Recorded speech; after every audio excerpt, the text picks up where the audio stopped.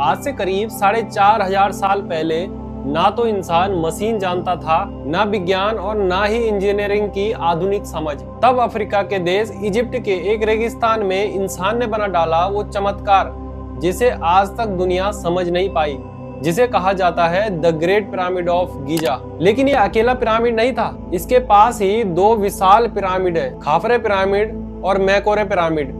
तीनों मिलकर बनाते हैं वो रहस्यमय गीजा पिरामिड कॉम्प्लेक्स जो आज भी पूरी दुनिया को सोचने पर मजबूर करता है। ये तीनों पिरामिड इजिप्ट के गीजा प्लेट्यू में बने हैं। गीजा नील नदी के पश्चिम किनारे पर स्थित है। ये जगह कभी फराओ यानी मिस्र के राजाओं का साम्राज्य हुआ करती थी।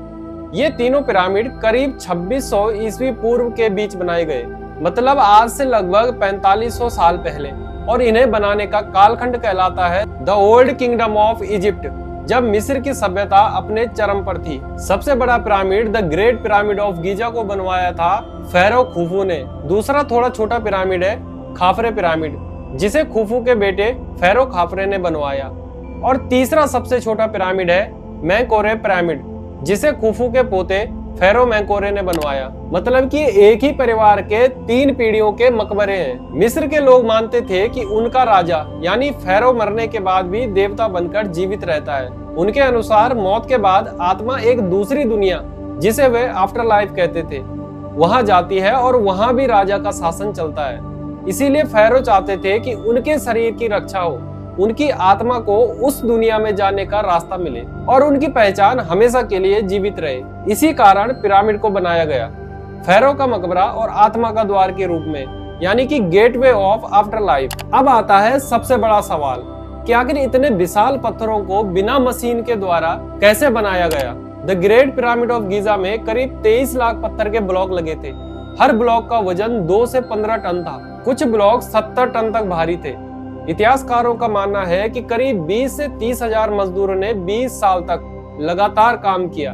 इन मजदूरों में कोई गुलाम नहीं था, बल्कि ये कुशल कारीगर, इंजीनियर और किसान थे जो नील नदी के बाढ़ के मौसम में काम करने आते थे। अधिकांश पत्थर गीजा के पास की चूना पत्थर की खदानों से आए, लेकिन कुछ विशाल ग्रेनाइट ब्लॉक्स 500 मील दूर ओसवान शहर से लाए गए थे। मिस्रवासी इन पत्थरों को लकड़ी के स्लेज पर रखते थे और रेत पर पानी डालकर घर्षण कम करते थे, जिससे भारी पत्थर आसानी से खींचे जा सकते थे। वैज्ञानिकों ने यह तकनीक दोबारा आजमाई और पाया कि गीली रेत पर भारी वस्तु खींचना वाकई 50% आसान हो जाता है।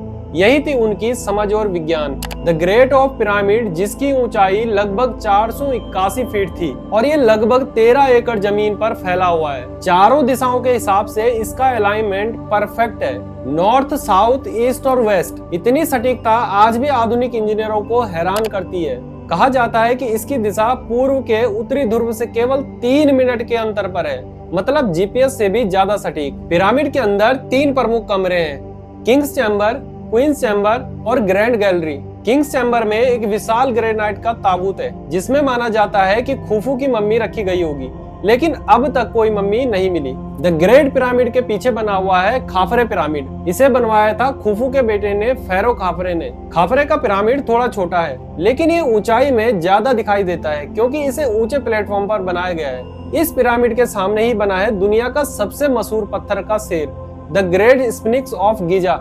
कहा जाता है कि इसका चेहरा खाफरे का है, स्फिंक्स का शरीर शेर का और चेहरा इंसान का है, जो मिस्र की ताकत और बुद्धि का प्रतीक माना जाता है। खाफरे के पिरामिड में 2 मुख्य रास्ते हैं, एक जमीन के नीचे और एक ऊपर की ओर जाता है। इसका डिजाइन ग्रेट पिरामिड से थोड़ा सा अलग है। तीसरा और सबसे छोटा पिरामिड है मैकोरे पिरामिड। इसे बनाया था फेरो मैकोरे ने, जो खाफरे का बेटा और खुफू का पोता था। इसकी ऊंचाई करीब 215 फीट है, लेकिन इसमें इस्तेमाल हुआ पत्थर और डिजाइन दूसरे दोनों पिरामिड से कहीं ज्यादा नक्काशीदार और सुंदर है। मैकोरे के पिरामिड के पास 3 छोटे क्वींस पिरामिड भी हैं, जो उसने अपनी पत्नियों के लिए बनाए थे। मैकोरे का पिरामिड इसीलिए खास है क्योंकि इसमें लाल ग्रेनाइट और चूना पत्थर दोनों का मिश्रण है, जो सूर्य की रोशनी में चमकता था। अब सवाल आता है कि हमें कैसे पता चला कि ये मकबरे थे। इसका जवाब मिला अंदर की दीवारों से और लेखों से। पिरामिड के अंदर मिली लिखावटों, मम्मी के ताबूतों और पिरामिड टैक्स से पता चलता है कि उनका उद्देश्य था फराओं की आत्मा को देवताओं तक पहुंचाना।